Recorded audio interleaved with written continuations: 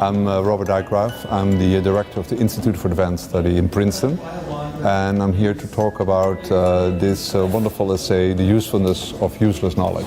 The essay was written by the first director of the Institute for Advanced Study, Flexner, and it was published in 1939. And actually he made the case that undirected research, driven by curiosity and imagination, has this incredible power to impact the world. And in the same book I'm kind of looking back and seeing what happened in the meantime and making the case that it's as important as it was in the 1930s to invest in basic research. I think it's important that we make the case now because actually in some sense we are perhaps in the same kind of crisis that we were in Flexiner's time.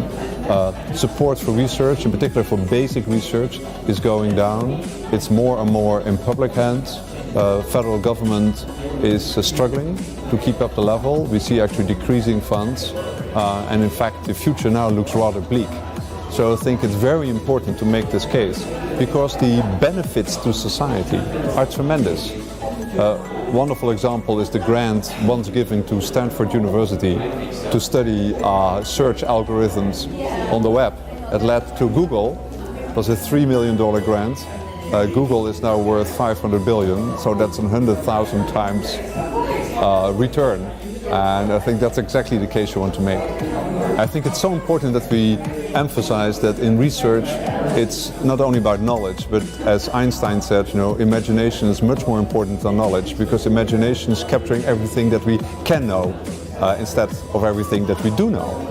And imagination and curiosity are essential for every human being, particularly for young people. And I think we, in some sense, we're working hard to suppress that imagination and curiosity, and then in later life you have to learn it again.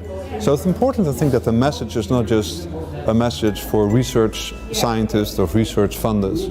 It's also a message to every parent, every school teacher, that thinking outside the box and following your intuition is a very important characteristic of everyone, and it's actually the one thing that makes us go forward as a nation and as an individual.